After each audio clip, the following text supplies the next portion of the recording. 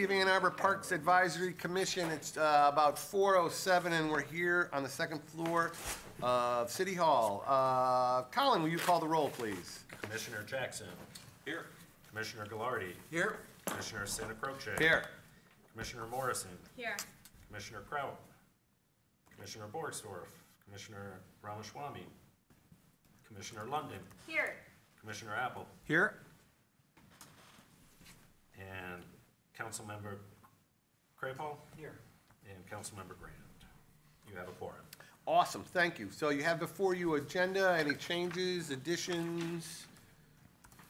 Hearing none. Moving on, item D, approval of the minutes of March 20th, 2018. They were included in your handout. Changes, additions, or a motion? I'll motion to approve. Second? Second, discussion? None? All in favor? Aye. Opposed? Motion carries. Item E, public commentary, 3 minutes per speaker. Is there a member of the public who wishes to speak?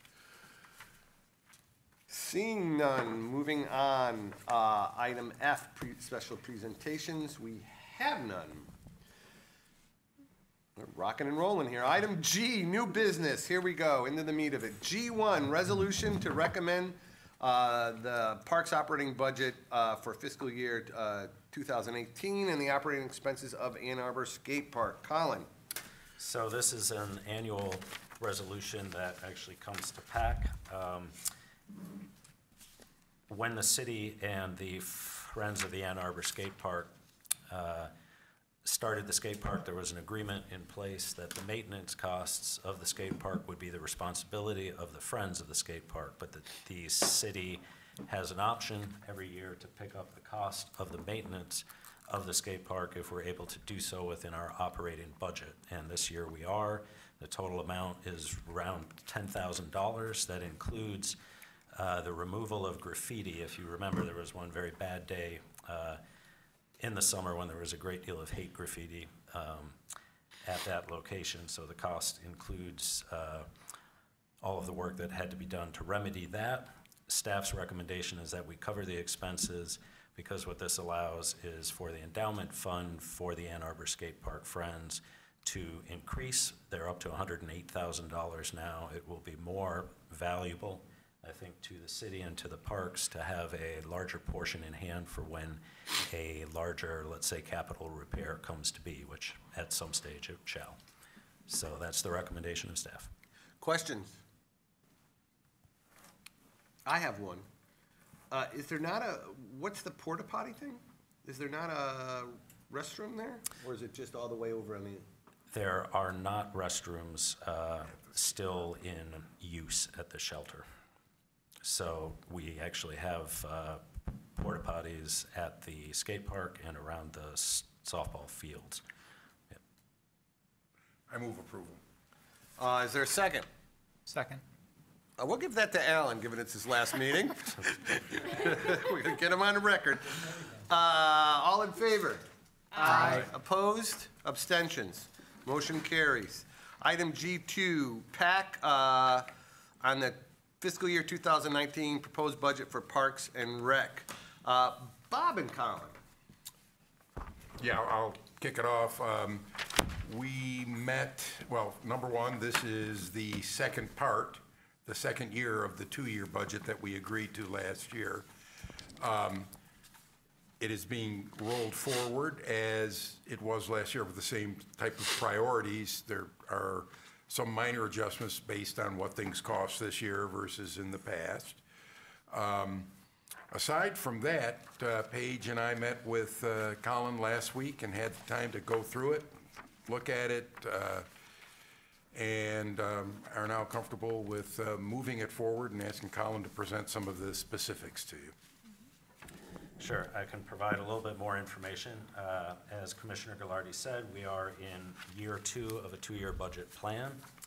There are not any changes in regards to the budgeted amounts for the revenue and for expenditures. I'm also pleased to report that the revenue projections that we put forth for this current fiscal year, if you'll remember, that was actually the way in which we were able to avoid having to cut the 2%. We were able to make that up through revenue instead of having to cut expenditures.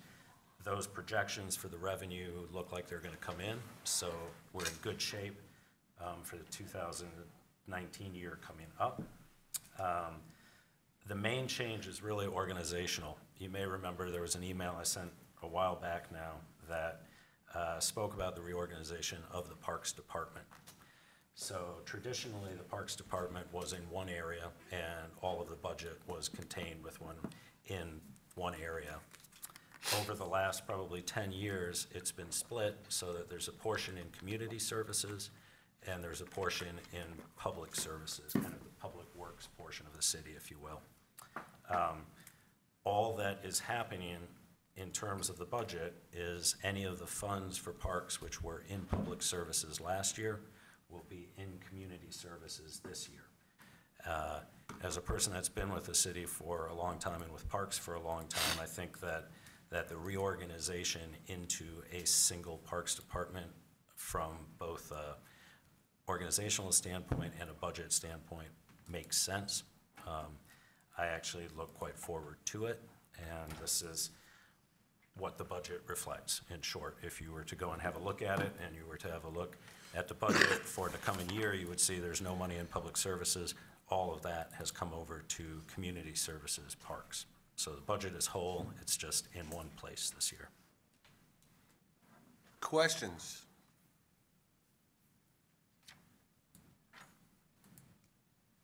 I have a motion to approve. Oh, Ah. sorry. No, Okay, please. all right, I motion to approve. Is there a second? Second. Michael, further discussions or questions? Hearing none, all in favor? Aye. Opposed? Motion carries. Thank you. Item G2, resolution to recommend a petition to the Washtenaw County Water Resources Commissioner to proceed with design and construction of stream bank stabilization in Glacier Hill Park. Harry Sheehan? Do I have that right? Did I say that right? And who do you have with you today? Oh, I'm Hillary Hansel, the park planner. Ah. I'm playing IT person at the moment. Awesome. so Welcome to you both. should hop up on the screen here. Representing the collaboration between the water resources and Yeah. City of Ann Arbor. We like to see it. Advance. On the arrows. Yep, it's in the air. Okay, thank you. All right, so thank you for having me here today. We have this CIP project to present for background and moving toward resolution for a petition, hopefully. And a little bit of a visual tour of it, of the site, and some of the details about what construction might look like. To begin with, for folks watching, Glacier Hill Park is that green wedge in the center of the slide. It's in the neighborhood of King Elementary School. The intersection in the center of the slide is green, the north-south road, and Glacier Way, the east-west road. And there's a little tiny, at 10 or 11 o'clock, there's a tiny right-of-way going up the East Dobson Place there. That's also part of the park. Can you see it on your screens okay? Is it pretty compressed? Is it 3425? That's what the number says there, yeah. Yes, that's Yes. correct. Okay. The park can also be seen here, just to the left of that blue line. There's a creek going through the park, and it is a tributary of Miller Creek in the northeast, much of the northeast section of Ann Arbor, all the way up to Green Road. Smallest tributary, I believe it's the smallest tributary in the city of Ann Arbor. So this is an unnamed branch that we like to call Pepper Pike for the street that's just to the north of it, and just because it's fun to say Pepper Pike. That would be the watershed or the drainage area going into the open channel segment of the creek that's in the park itself. And if you look at this in 1960, it's pretty much woodlot and orchard and maybe a little bit of crop. And just to the west of Green Road, there's some properties built up. This is what it looks like in the 2015 aerial photo with all the building footprints and the sidewalks and the streets and the rooftops and the impervious surfaces that I'm sure you're familiar with, their effect on stormwater. And you overlay the stormwater system, and all that is piped except for the open channel segment that goes through the park on the south end of that circle, south perimeter of the circle. So with that much more stormwater entering the creek, you tend to get a lot of erosion and downstream sedimentation.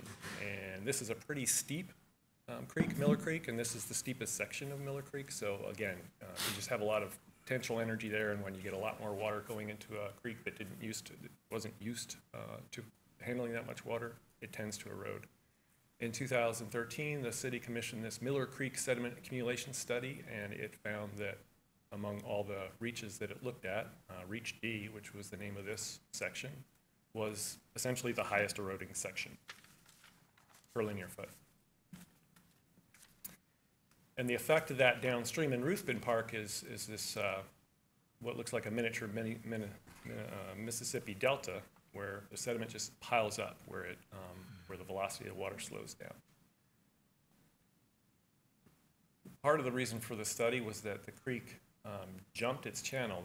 Here in Ruthven Park, where the creek comes in on the left side of the photo and it makes its way to the bottom right side of the photo and enters into the Huron River, the creek actually skipped over and paralleled Huron Parkway, that other blue line that goes down to that crossing on Getty's that's labeled 4.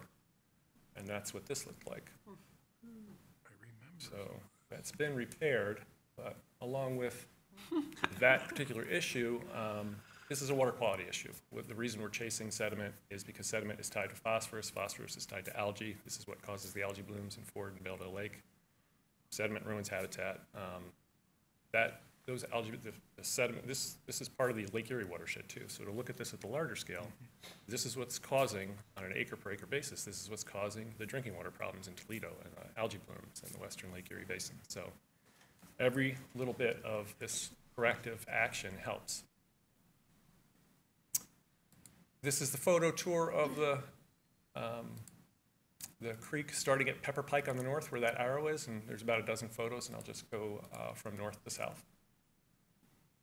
That's eye level looking at Pepper Pike, where it discharges into the park. You see we have some erosion problems already. And this is looking up again toward Pepper Pike. You can see the guardrail on the left-hand side of the photo. And it's pointing to the storm sewer, which I think is a 36 or 42 inch, maybe 42 inch storm sewer. So quite a lot of flow going into the park, and it drops quickly. And as a result, you'll see water kind of undercutting tree roots. Trees are starting to fall in, or have been falling in. Basically what it's doing is it's being treated like a storm sewer, so it's too small to do that. It's making itself a bigger storm sewer. It's cutting itself down, and it's cutting itself wider.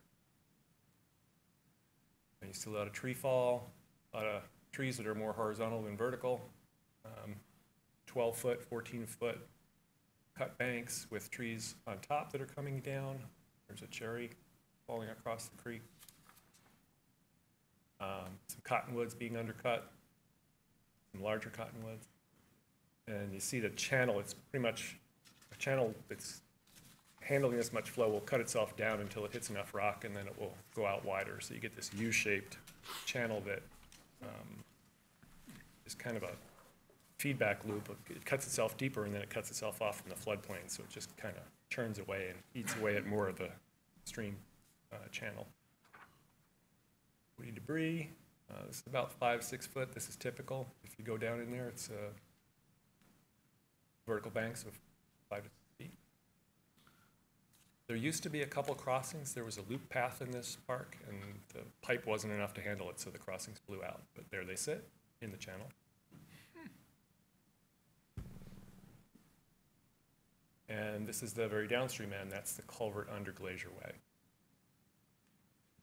What we'd like to do is to open it up, have a low flow channel, and then a secondary bench, so when it rains any measurable amount, you have water that would be able to flow into that bigger cross section, and then that cross section would widen out as the banks go all the way up to ground level. So you have several stages of floodplain, and you have a creek that can handle the amount, it has a surface area to handle the amount of flow going to it. The benches and the banks would be vegetated, and they would also capture sediment. And we could put, we would put tree whips in there, and stakes, dogwood stakes, willows, and those sorts of things. What are tree whips? Yes. Thank you. Saplings, bare root, Yeah. And that's concrete underneath the whole thing? No, this is all, That first embankment looked like, go back one more, or two more maybe? That, Yeah, that. What are those what are those, that's just carved earth? The, it looks like concrete walls. yeah. No, it's graded earth, just graded earth. yeah. We'll have the straw blanket over it, probably is how you'd see it. Yeah. And then how does the bench work? Like what prevents the bench from, you have a The sub bench is channel, Uh-huh. this is the lowest The- channel. the What base flow prevents channel. erosion of that out if it's just earth? So it's amended with topsoil, compacted, and then it's seeded in immediately, and it has coconut fabric laid down, and I have some pictures of it. Oh, all right, okay. Not conceptual later on, yeah. Okay. Bob started it. Those tree whips. Tree whip, there's a tree whips, 5 to 7 years down the road. Ah, no water whips. So as you can imagine, cutting a corridor to open up this channel is gonna impact the trees that are down there. We did a survey of all trees over 6 inches in diameter. We have 100 of them. Most of them are elm and cottonwood, some of them large, the cottonwoods. There are also some high-quality walnut, hickory, and cherry in there as well. Those would be prioritized for conservation, but we put this in here to say that all of these are within that 60-foot corridor that we've laid out for the creek. So all of them would likely be impacted. I have a quick question before you leave this slide. Yeah. I see that it goes beyond that triangular piece of property that I'm assuming is city. Looks like it's going into 2 or maybe 3 private properties. Is that correct, that this bank will go into their? So the project won't happen without using that property on the center north part of the slide, and that is Greenwood Church. And we've been in discussions with them about a temporary easement for construction, and they've also been in talks, which they may pursue this, but not sale to the Parks Department. And it goes south into the road right away. There's some question about whether there's private land in there, and I'm having that looked into right now. Yes? So would those acquisitions be under parks, or would it be under stormwater? How is Right. that funded? Right now, we're just looking at an easement. That's been the discussion. The parks have looked into this parcel in the past. I don't know, Colin, do you want to answer that question? Yeah, so as I think you know, we've had initial conversations with the church over aspects of the property. I don't want to get into too many details of that at the moment, but I will say that Ruth has been in touch with the church again within the context of this potential project, re-engaging them.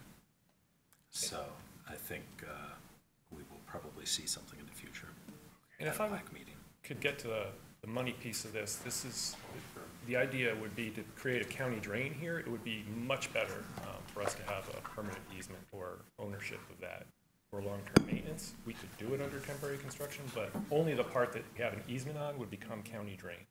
So it's just some advice to council where we should, if we're creating a county drain, we should have a long-term access to the property. So this project is funded through stormwater. It's a stormwater project. It may be maintained as a county drain, and the cost be assessed to the county drain, which the city is almost the entire, I think there's some township parcels that would be in this drainage district, but it's pretty much the city. Just having that ability to do long-term maintenance and having access would be pretty important for us. An additional question, you talked about impacts to the trees. Yeah. So, and you said there was some prioritization. What do you mean by impacts? Does this mean would they be destroyed as a result of this? Would it be the intention to protect them? Probably depends on where they are, right? But, Right. Is there some prioritization of rarer trees and things like that? Yeah. I don't know which ones those are, like Dave would, That's why Dave is here today, if anyone has questions for Dave from Natural Area Preservation. Yeah, so We'll get into the fine tuning of design once we get a petition, so we'll have a little bit better understanding of exactly the space we'll need for construction and what would be impacted. It's likely that you'd want 10 foot for the base channel and 10 foot on either side for that first bench, and then 10 foot going up. And with the equipment coming in, you're up to 60 feet. So this is what we would think would be the pre-engineering worst-case scenario, where everything in that 60 foot would be taken out. Now, that may be fine-tuned, and it might be able to be skinny down for the whole way. It might be able to be skinny down to get around certain trees, and we did choose that 60-foot corridor if there was a walnut, and you could start at the base of that and work this way, and there was nothing, no high-value tree in that direction, then that's the way we laid out the corridor. So we'll know more going forward, but the assumption is that yes, all these trees will go. Go ahead. Okay. You may remember work we've done on County Farm Park section of Mallett's Creek a few years ago. Mallett's Creek itself, this is that bank that you were asking about. So the fabric is laid down. This is March 2012. This is 2 months later where things are starting to seed in. And this was that really weird year. It was 70 degrees for 2 weeks in March, and then it got really dry. And that's October the same year. That's October 2 years later. Wow. Wow, that's amazing. Also, maybe I could just add in for a second here. If you remember, a couple of months ago, actually, the golf courses came to give a presentation. Yeah. And we did nice. Nice segue. We did a stream bank stabilization project there, and it is, at first, it's pretty visually shocking, but how quickly it comes to be is remarkable. Yeah. So. This was another stream bank stabilization we did on Traver Creek in Leslie Park, where there was some erosion affecting play, actually. And again, creating that channel where you can get moderate flows. It's just a cross-section that opens up as you get higher and higher flows. You get moderate flows that are filling up that first bank, and you get the capacity to handle flows all the way up until it spills out into the level ground, the floodplain. And that's what it would look like during base flow. There's a pretty cool video that we have of drone flights over this during rain events. The timeline we're looking at, we held a public meeting last month. We used the quarter-mile rule where we sent postcards out. May 5th, a week ago Saturday, I led a site walk. Councilman Craig Westfall was there, Dave Borneman was there, a couple other folks from the neighborhood. We're here in May and June for the resolution. We look to go to City Council in July, do design over the course of the summer and fall. Typically, we would hold 2 public meetings there, 50% design and about 90% design, and we would look to bid in March for summer construction. And if folks are interested in doing a walkthrough just prior to construction, when everything is laid out and staked, we would do that. And planting in the fall. Yeah. How long will the construction actually take it once approvals are in and everything? We're aiming for 4 months or less. So depending on, you want to plant some of this stuff in September after, when that fall planting window opens. So, it would make sense to do May, June, July, August, right around there. But you can get started earlier. It's kind of weather dependent. Can you explain to me procedurally where we are? So it's a resolution. You're asking us to recommend that the city petition the county? Right. Right. So what we would need to go forward as a county to operate in this area is jurisdictional authority, which would come from a petition under the drain code, the state drain code. There is no drainage. There is no county drain in Miller Creek right now. So the process here at PAC, I think, is an internal process that Colin could speak more about, but I would imagine that resolutions for petitions in county parks go through this body as well. Yeah, and in short, this will have to go to city council. That's who the Water Resources Office has to petition. Because it is in a park, I wanted to bring this to you before they went to council. Other questions? Alan? One of the things that I read that confused me, it said something about not doing work in steeper sections of the creek, and It seems like that's where there would be benefit to that. Why is that? It's, I believe what you're referring to is steeper sections of the park. If we go back to the trees, the 60-foot corridor essentially is through the flattest section of the park, so we wouldn't be affecting the forest that are on steeper slopes. We'd be affecting what's down Oh, the valley. okay, I thought it was the steeper sections of the waterway, so, yeah, which. Yeah, no, that we would be- more erosional, right? That would be the focus of the project. Okay, got it. Yeah. Other questions, motions? I will go back to that last slide for those viewing.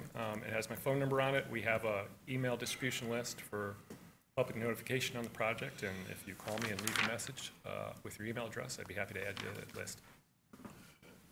Bob, I'll move approval. is there a second? Thank you. Further discussion? Hearing none, all in favor? Aye. Opposed? Motion carries. Thank you for your time and your technical assistance. Moving on, item G, heavy in the Gs here. G4, resolution to recommend entering into a letter of intent with the county to update the Vandermeer Barton pedestrian tunnel feasibility study. Colin? Yeah, so that is pretty much what it says. We had this, at the meeting a couple of months ago. We spoke about the project and about what steps needed to be taken at this time to explore the feasibility and the future construction costs of it. I talked about the fact that at this time, the only thing which is actually committed would be the $12,500 from the city, which is in our operating budget this year for parks, to proceed with the feasibility study. And I think you had asked actually at the last meeting perhaps what Pat could do, and it would help to have a recommendation to enter into this letter of intent. As the city and county move forward, there will certainly be applications to grants, and I believe your support would be valuable in securing those.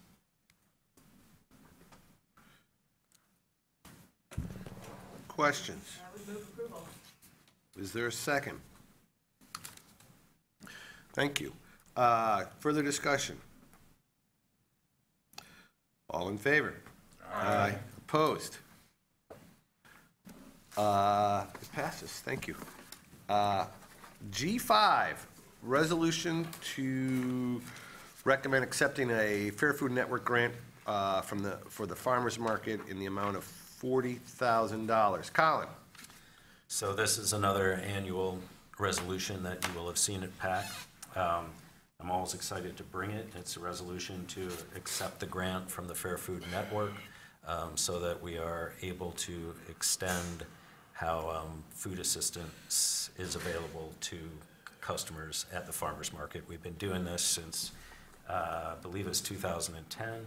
We're one of the larger providers in the county. I can say it's very much something which is important and appreciated, and we're happy to continue it. Questions? Is there a motion? Motion to approve. Is there a second? Second. Thank you.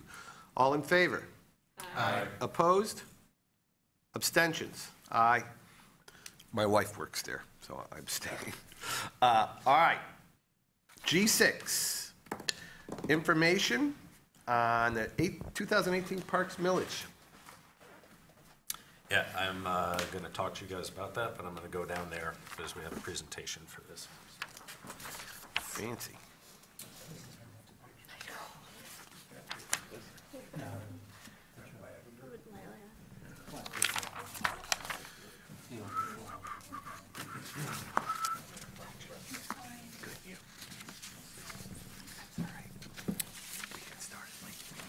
I have to get used to this. It's not how it was the last time I was down here. All right, I wanted to take this opportunity just to present to PAC about the Parks Maintenance and Capital Improvements Millage, as it will be up for renewal in November of 2018. I'll go over kind of a history of the Parks Millage, remind everyone how the park system is actually funded, how the Parks Millage is utilized, and share information regarding the renewal process. little bit on the history. The Parks Department, since 1983, has had the support of a millage. And in 2006, there were actually 2 park millages that expired at the same time. One was for capital, the other was for maintenance. Those 2 were consolidated into the existing park maintenance and capital improvements millage that we have today.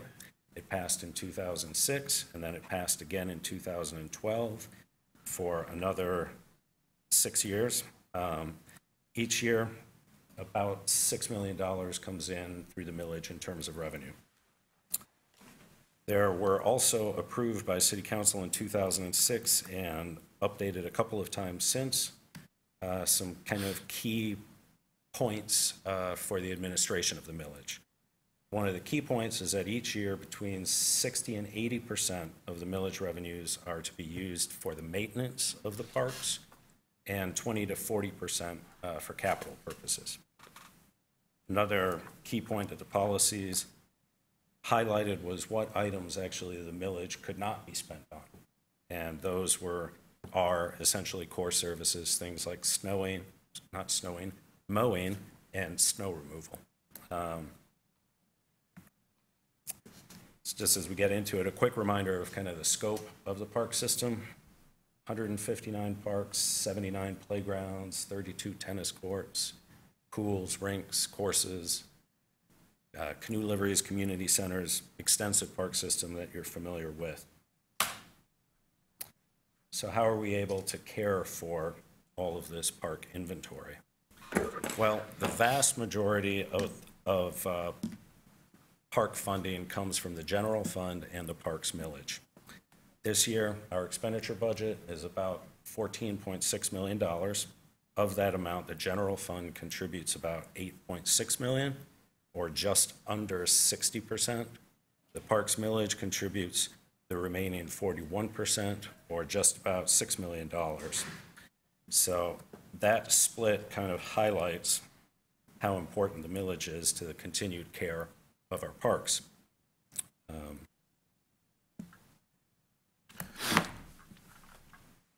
So as I said, the general fund provides $8.6 million, covers many of what are considered core services.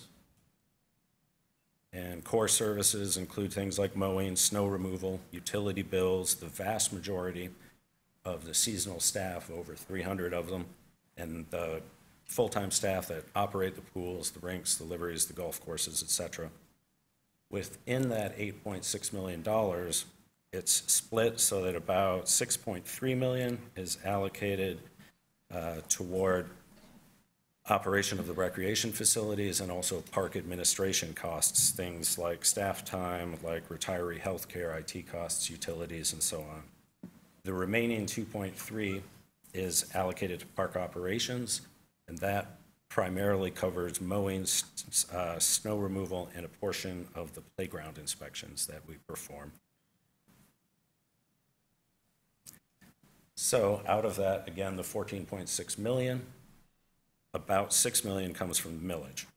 And that is split per the administrative policies between the capital and maintenance. This year, a little bit less than 75% is scheduled for maintenance and operations, and a little bit more than 25% for capital work.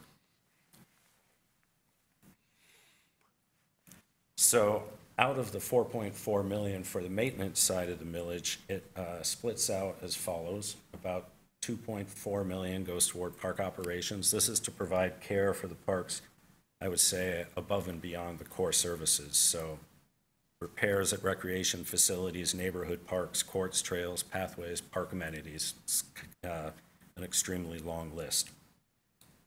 We also allocate a little bit less than $1 million toward park forestry, and about $800,000 is allocated to NAP, the Natural Area Preservation Group.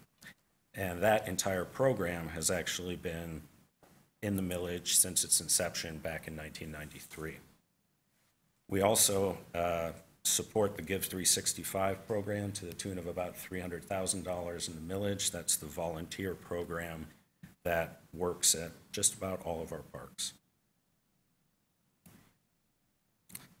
So of that 6 million in the millage, about 1.6 million this year is allocated for capital projects.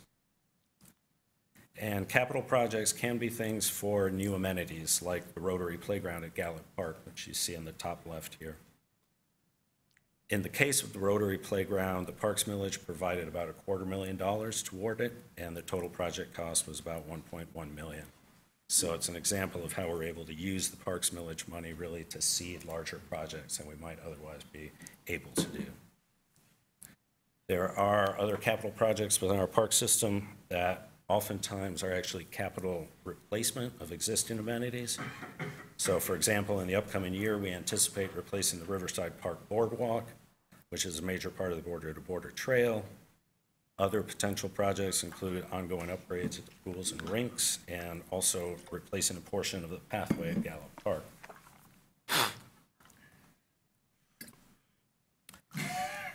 So now I'd like to take you on a tour, actually, of Vets Park and show you how the millage has supported the park in relatively recent years, and all of the cool graphics on this are actually courtesy of Hillary here. So the skate park in the corner there came to be the incredibly popular skate park.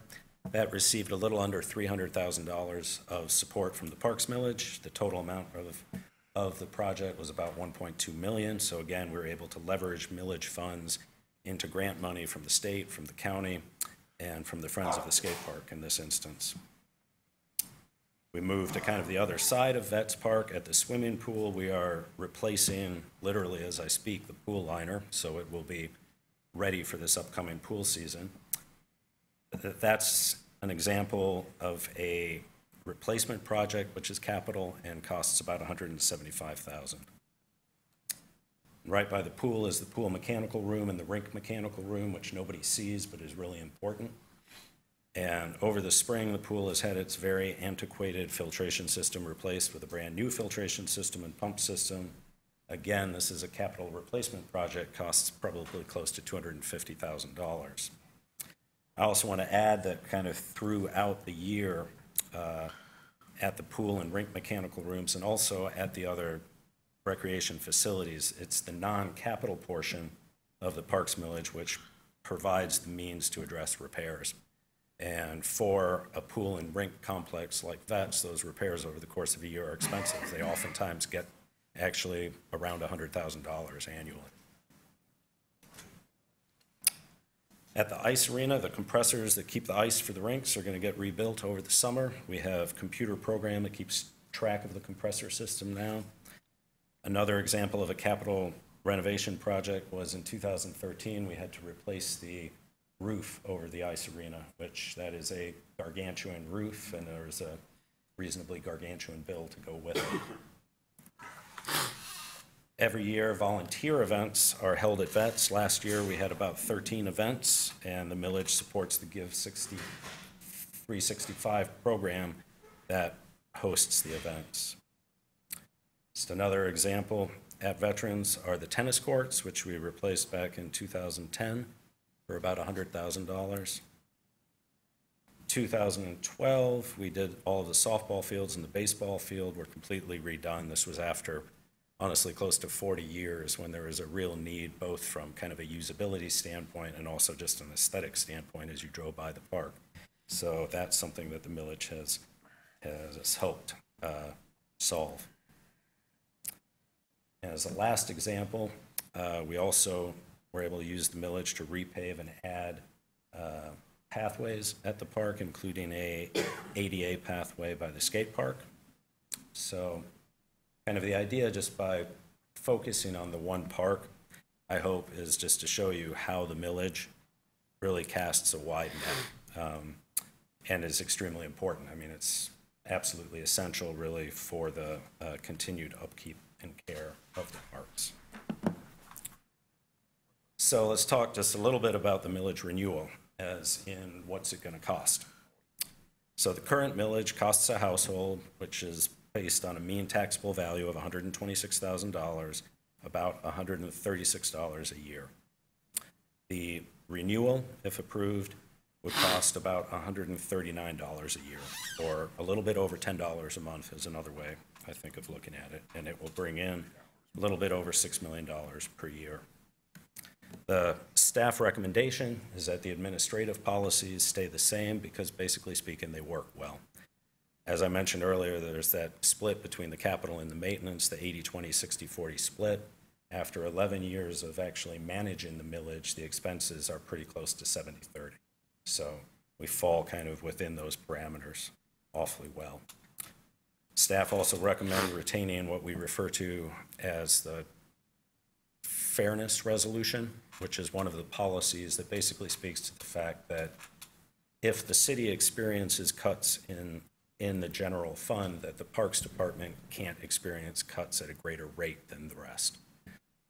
And then conversely, if the general fund sees an increase in funding, as it has a couple of times over last years, after there have actually been council amendments, then we see an increase in the parks budget at that same percentage.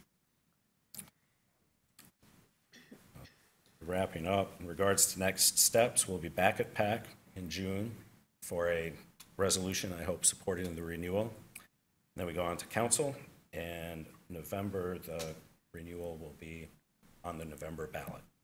And that's everything I've got. I can come back up and hopefully answer any questions that you have. Questions?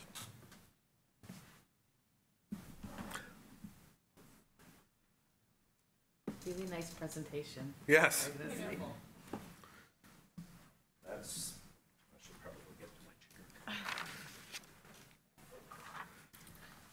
Is this something that's that you're going to use as your messaging for when the vote's coming up? Because I think it was clearly broken down of what the village covers. Yes, absolutely. And it's actually something come September, October, after City Council approves the placement on the ballot, we will go out with this information. I'd like to share it with more or less any organizations around town, Kiwanis, Rotary, Ann Arbor League of Women Voters, basically take sort of an informational show on the road. Staff have to be very careful. We cannot advocate for the passage of the millage, but we can educate. So that's what I hope this kind of accomplishes. But as for the presentation itself, that's all Hillary. She does very, very nice work there. So here, educate me on something. The fairness millage. The upside, I understand. If the general fund increases, parks get its fair share. But in a very rainy day, what it says is that the city's not permitted to make a choice between, I don't know, public schools and parks as far as where the cuts go? What it's saying, and I think the history, and as to why it's in the policies for administration, and perhaps Councilmember Grand can correct me if I'm wrong on this, but I think when the original millage was passed in 2006, there was a concern amongst the citizenry that because more elements of maintenance could be performed in the parks through the millage, that eventually the general fund support for the parks would phase out, which is not the case and has not happened. But I think that having the language in there is kind of in reaction to that partially, but it's also so that, as you said, if the city faces a cut, at least at the outset, we need to look at it as equitably proportioned. But that's also a council policy, and council always has the ability to amend these, and they have actually a couple times over the course of the millage. There have been a few amendments to the administrative policies. It could happen again. Other questions? Julie? I think also just historically there was at one point, I think, an idea that parks would completely be taken out of the general fund, and because the city has historically supported parks, especially during recession times, that we could just, double the millage and then take it out of the general fund. And so it's advocating for parks as something that belong in the general fund because they are a core service to the city.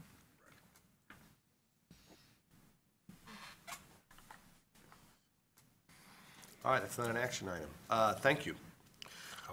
Moving on. Ooh, Colin, you're on the agenda tonight. There's no commission proposed business. Item I is report from the Parks and Rec manager. Very little right now. We have the pools are scheduled to open on Saturday, May 26th. They're having inspections in the coming week. The repairs and the upgrades are going pretty well at Vets. So fingers crossed, we feel good about all the pools opening on time. We also have, not surprisingly, the river is incredibly high. It's the highest it's actually ever been at this time of year. I heard from Cheryl yesterday that there's a gauge that we take the reading for the river flow, and it's at the highest mark in the 102 years at this time of year that it's been measured. So what that means for us is that luckily we're still able to offer experiences at Argo Pond and also Gallup Pond, but we cannot offer the river trip right now, which goes from Argo to Gallup, because the river is simply too high and too dangerous. And it's so high, it's probably going to take a couple of weeks before we're going to be able to do that again. Yeah, that's what I mean, yeah. Yeah. People pay big money for Yeah. near-death experiences. Yeah, but it is remarkable how high it is right now, so that's all at the moment. Alan? There's one bit of news that the pickleball courts Thank you. are open, and Tim Burla can be happy about that. I appreciate you bringing that up. Those were ones that we started last year, and they are now ready to be used, which we're excited about. The ones And at it- Leslie? Yes, exactly. Yep, at Leslie Park. And then the last thing, which I forgot, is Huron River Day is this Sunday, May 20th, I believe is the date. So that is always an exciting event and a large event. It's the first time we've had it in May. So there's new date. If you are able, come on out. Awesome. Moving on, there is no report from the Recreation Advisory Committee. There are no reports from commissions, committees, and boards. Public commentary. Seeing no member of the public that wishes to speak, we stand adjourned.